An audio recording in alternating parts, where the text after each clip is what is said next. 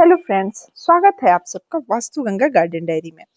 तो दोस्तों, गुलाब का पौधा दिखने में बहुत ही खूबसूरत लगता है।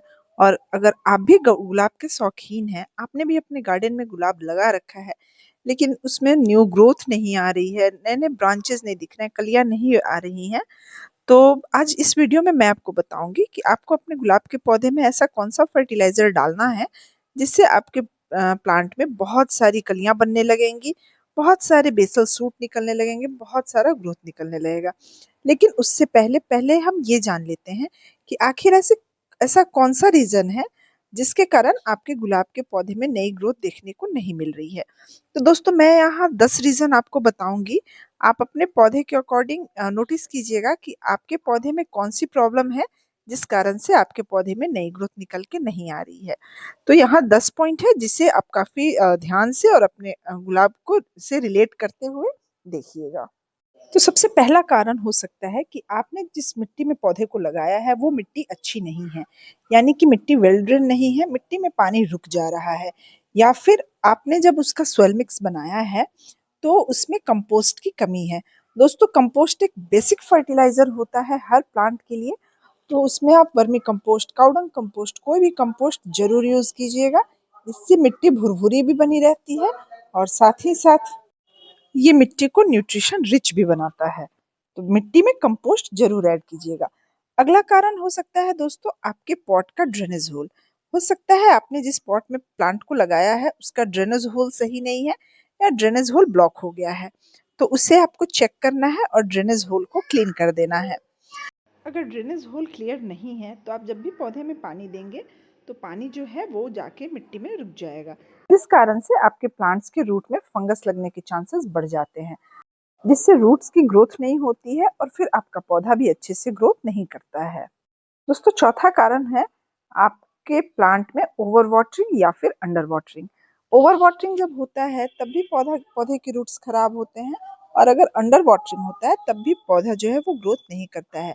मिट्टी बहुत ज्यादा सूख जाती है, पत्तियां पीली होके गिरने लगती हैं, जिस कारण से भी आपका गुलाब का पौधा अच्छे से ग्रोथ नहीं करता है। तो अंडर वाटरिंग से भी बचाना है। मिट्टी में इतना ही पानी डालना है जिससे कि मिट्टी में थोड़ा मॉइस्चर बना रहे।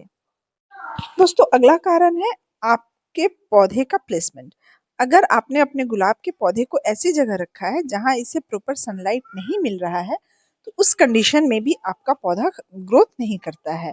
कम से कम इसे 5 से 6 घंटे की धूप वाले जगह पे रखिए, ताकि आपके पौधे को पूरा सनलाइट मिले और फिर आपका पौधा ग्रोथ करेगा। अगला पॉइंट है आपकी मिट्टी। आपके पौधे की जो मिट्टी है वो आपने काफी हार्ड है बना रखी है। जो मिट्टी आप पौधा लगाए हैं वो मिट्टी काफी हार्ड है। पानी डालते हैं, पानी ऊपर ही रुक जाता है। तो जब भी उसकी मिट्टी बनाए, एक प्रॉपर सोइल मिक्स बनाए जिसमें मिट्टी भुरभुरी हो और पौधा जो है पानी जो है वो डालने पे पॉट में ना रुके।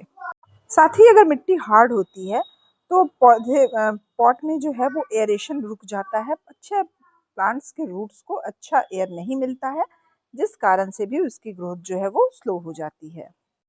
इसलिए हमेशा अच्छी भुरभुरी मिट्टी का ही प्रयोग गुलाब के पौधे में करना चाहिए।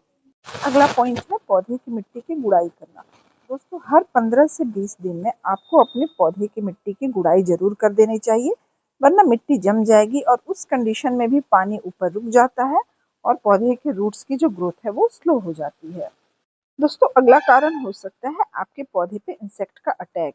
किसी भी इंसेक्ट का अगर आपके प्लांट पे अटैक हो जाता है तो वो भी पौधे की ग्रोथ को स्लो कर देता है या फिर ग्रोथ को रोक देता है, क्योंकि जब भी नई ग्रोथ आएगी तो जो भी इंसेक्ट उसमें है वो उसके रस को चूस लेते हैं, जिस कारण से आपकी नई ग्रोथ आती तो है लेकिन वो सूख जाती है। तो हर हमेशा चेक करते रहिए कि आपके प्लांट्स पे किसी स्पाइडर माइट का या फिर किसी और इंसेक्ट का अटैक तो नहीं हुआ है, क्योंकि ऐसे कंडीशन में बहुत बार होता है कि फूलों में कलियां आती हैं लेकिन वो खिल नहीं पाती हैं, या फिर जो भी कलियां बन रही हैं वो खराब हो जाती हैं। तो ऐसे कंडीशन में आपको ज़रूरत है अपने प्लांट्स पे हर 15 से 20 दिन में किसी फंगिसाइड या फिर इंसेक्टिसाइड का स्प्रे करना। अगर जड़ों में फंगस लगा हुआ है, जड़ों में कोई समस्या है, तो आप उसमें फंगिसाइड डालें और अपने प्लांट्स पर साथ ही साथ इंसेक्टिसाइड का स्प्रे भी ज़रूर करें। दोस्तों, अगला कारण है आपके पौधे की मिट्टी का पीएच लेवल। अगर आपके पौधे की मिट्टी अल्कलाइन हो गई है, उसका पीएच लेवल सही नहीं है। वैसे गुलाब के पौधे को एसिटिक सॉइल पसंद होता है। एसिटिक सॉइल में ही गुलाब काफ़ी अच्छा ग्रो करता है। तो आप अपने पौधे की, अपने प्लांट की मिट्टी को एसिटिक कैसे कर सकते हैं, ये वीडियो में मैं आपको आगे बताऊंगी।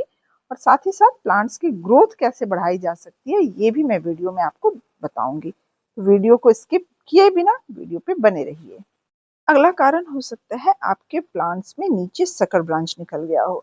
दोस्तों, अगर सकर ब्रांच निकला होता है ना, तो वो प्लांट्स को जंगली बना देता है और जिस कारण से बाकी ग्रोथ रुक जाता है, और वो जो सकर ब्रांच होता है उसी की ग्रोथ जो है वो बहुत ज़्यादा होती है।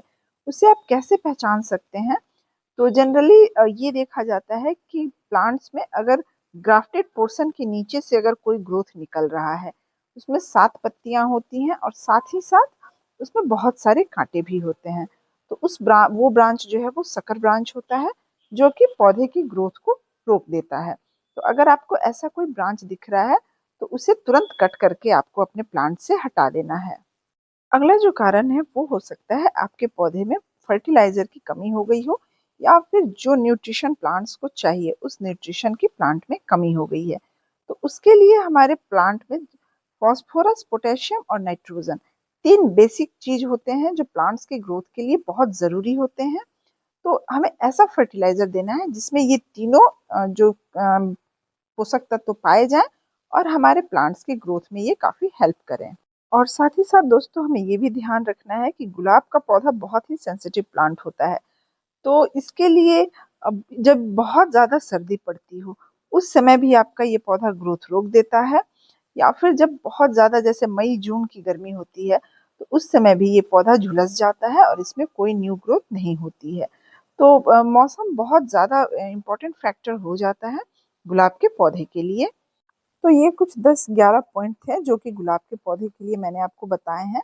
आप देखिए आपके प्लांट्स में कौन सा प्रॉब्लम है और उसके अकॉर्डिंग सॉल्यूशन निकालिए। तो दोस्तों, अब आगे मैं आपको इसमें कुछ ये जो फर्टिलाइजर है वो शेयर कर रही हूँ, जो आपके प्लांट्स में calcium, phosphorus, potassium, magnesium, iron, जो भी डिफिशियंसी है उसको खत्म करेगा और आपकी मिट्टी को न्यूट्रिशन रिच बनाएगा। तो दोस्तों, यही है वो फर्टिलाइज़र। देखिए, ये फ्री ऑफ कॉस्ट है और ये हर किचन में लगभग अवेलेबल होता है। दोस्तों, प्याज से पौधे को मैग्नीशियम, आयरन और पोटेशियम मिल जाएगा। दोस्तों, ये एक नेचुरल सीवीड का काम करता है। और दूसरा है ये केला का छिलका। दोस्तों, केले के छिलके में बहुत अच्छी मात्रा में पोटेशियम, फास्फोरस, कैल्शियम और सोडियम जैसे तत्व पाए जाते हैं, जो कि पौधों की जड़ों की ग्रोथ के लिए अच्छा है, और इससे पौधे में जो सूखने की प्रॉब्लम है वो भी खत्म हो जाती है। ये जो आप देख रहे हैं ये है नीम की खली। जड़ों में लगने वाले फंगस को नीम की खली रोकता है। तो उसे भी मैंने 1 चम्मच यहाँ लिया है, और इन सारी चीज़ों को एक कंटेनर में डाल देना है। और आप इसे 2 तरीके से बना सकते हैं। या तो आप इसमें गर्म पानी डाल दीजिए और 2-3 घंटे के लिए इसे ढक के रख दीजिए। तो ये आपका 1 दिन में ही बन के रेडी हो जाएगा।